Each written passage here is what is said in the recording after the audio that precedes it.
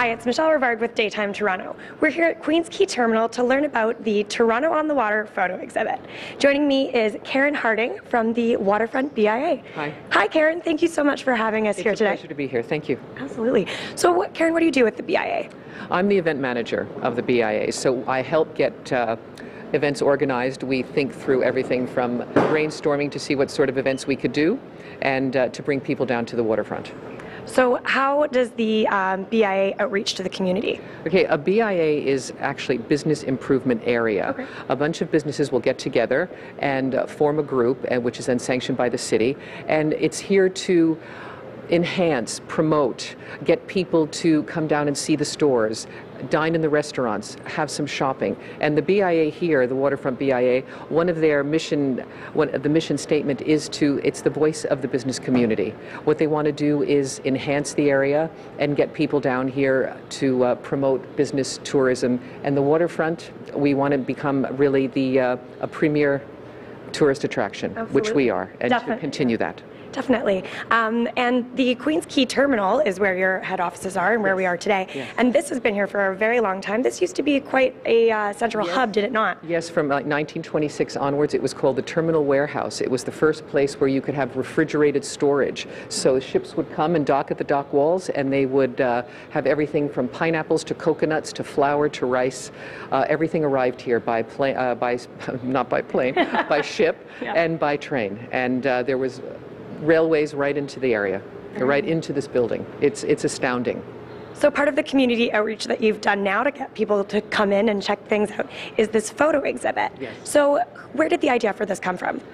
We just tried to think of something we could do with doors open. The doors open theme was like 200 years of development of the city, and what better way? I mean, a lot of cities are based on their ports, and I think Toronto has one of the best natural ports in the Great Lakes area, and so the development of it and the growth of it was a way to go. So we thought if we had an archival exhibit it would fit right in.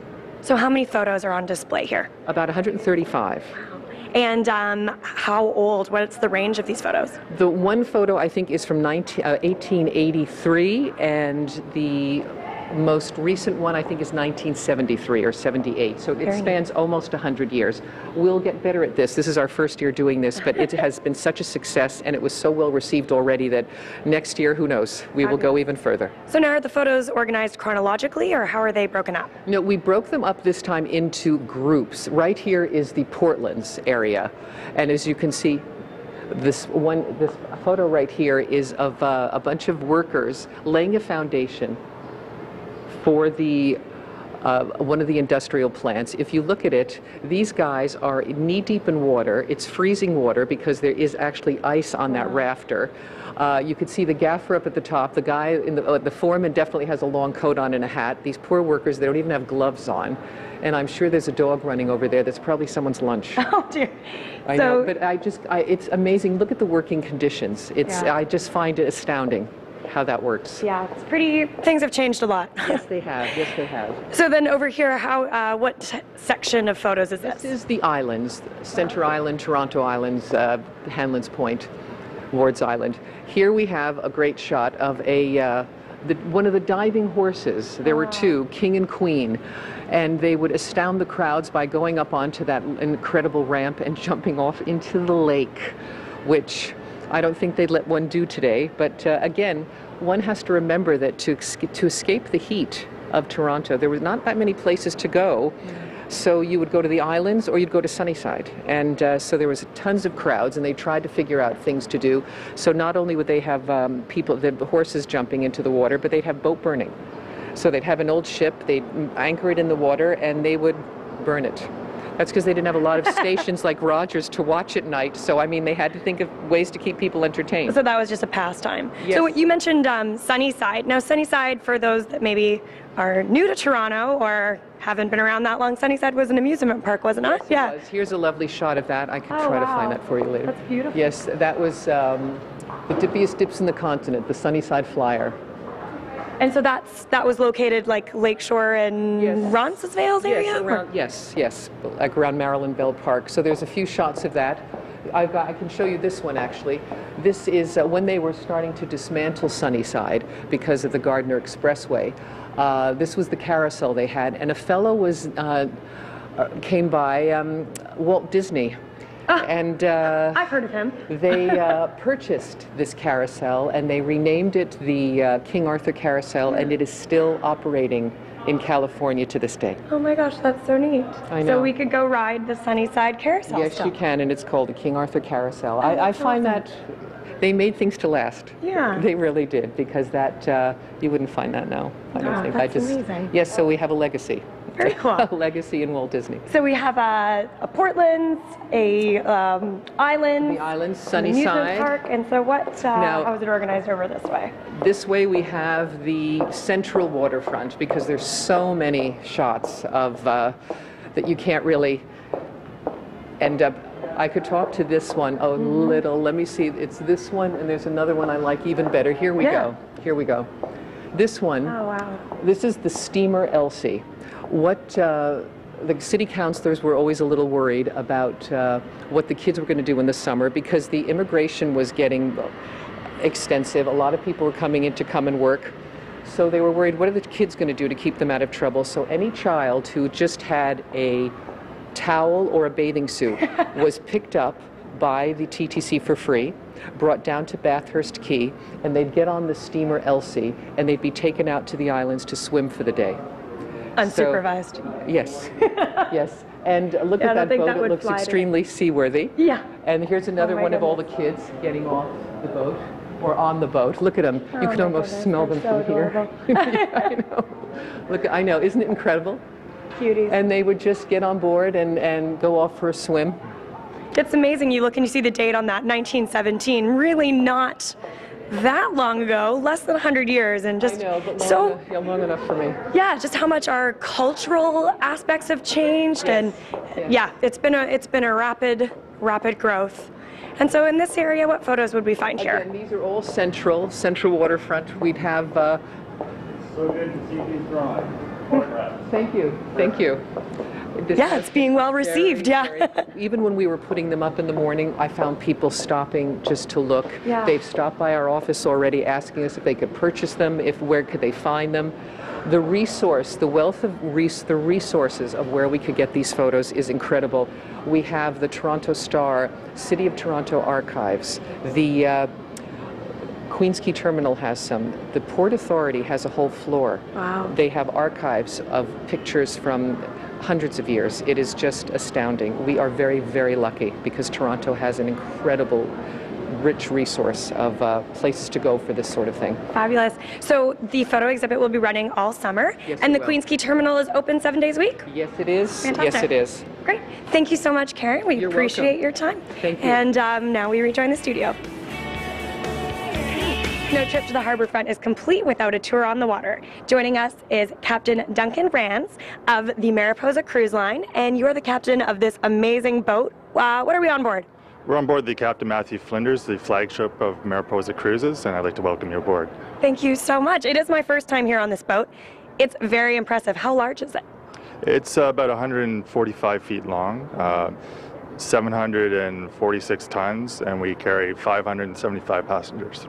Wow. How long has this boat been in the Mariposa fleet? It arrived from Australia in 1989, where it took about 3 months to sail her here. Very cool. And who's the boat named after? Captain Matthew Flinders, he was the first captain to circumnavigate Australia. Very cool. So I heard that this boat also had a little stop in Florida before it came up to Toronto, right? I believe that's correct. It spent some time in Florida as a casino boat, where people came and gambled. Nice. So it's had an interesting life before it got here. So what does the Matthew Flinders serve here in the city? Generally speaking, we do cruises, brunch cruises, dinner cruises, weddings, corporate events. Any function you can think of, we hold. And do you do tours?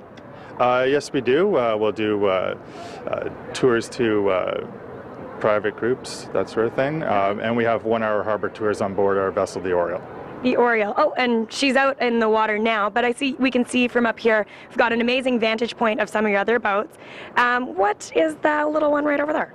The yellow one there is Showboat. That's actually our shortest vessel of the fleet. It's 55 feet long, and it does, generally speaking, a lot of weddings, dinner cruises, some day tours as well. Very cute. And then the Northern Spirit, is this a larger one here? Yep, that's one of ours as well. It's comparable in size to the Flinders. Does the same sort of events, dinner cruises, weddings, corporate functions.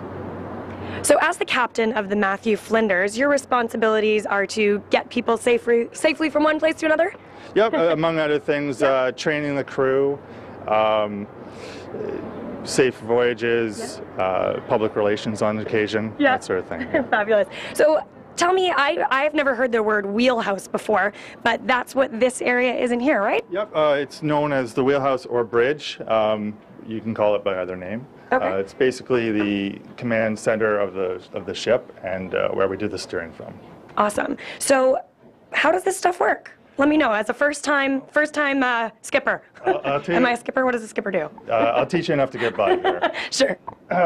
Right here we have what's called the helm or the steering wheel. It controls through hydraulics the rudder, which is how we steer the ship. It's a vertical fin underneath the boat. Okay. Over here we have the engine control for our Caterpillar diesel engine. It's 740 horsepower. About 5 years old, the ship was repowered. And over here we have the display for the engine. It will tell us our RPMs, fuel consumption, coolant temperature, that sort of thing. How much fuel does this boat go through? During a general trip, we'll burn about 4 gallons per hour. Wow. It's a good chunk. Yeah, but it could be a lot worse. It's pretty fuel efficient. Oh, okay, cool. Well, that's good to know. Yeah. Just above your head here is the radar. That shows us everything above the water that's solid and we could hit. So what we have here is the city in front of us. The various other dots here will be other vessels or buoys around the end of the Toronto airport, that sort of thing. So how big is that scale? Like, is that all city that we're looking at? In front of us, yes. The range is set on a half nautical mile, so we can actually range it out several nautical miles. Oh, wow. So that would be 36 nautical miles behind us right there. But for display, we just have it on half nautical mile for everyone who's touring the boat today. Now, is a nautical mile the same as like a land mile? It's slightly longer. Is it? Very interesting. Okay, cool. And when you go on the tours, you use the map here to help guide a little bit? Yes, it's part of our ship's requirement to have a chart on board. Okay. Everybody who works for the company has local knowledge, so we don't often refer to it that much. But what the chart will show us is various aids to navigation, water depth, most importantly. You can see how it becomes deeper as you progress away from the island.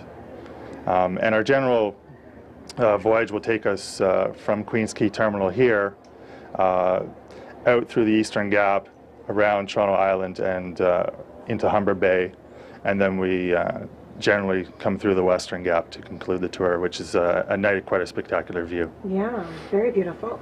So, Matthew, have you always been a sailor? You always enjoyed being out on the water? Actually, oh, Duncan, sorry, I called you Matthew. The ship confused me, Duncan, sorry. Actually, I started sailing when I was 6 years old. My family bought a sailboat, so awesome. I was indoctrinated into it quite early.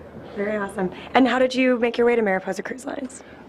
Just through summer jobs over the year, I progressed more and more into the industry, and in 2000 I started part-time here, and eventually worked my way up through the fleet, starting on the Rosemary and all the way through all the other vessels up to here. So to be the captain of the largest boat's probably a bit of a big deal, right?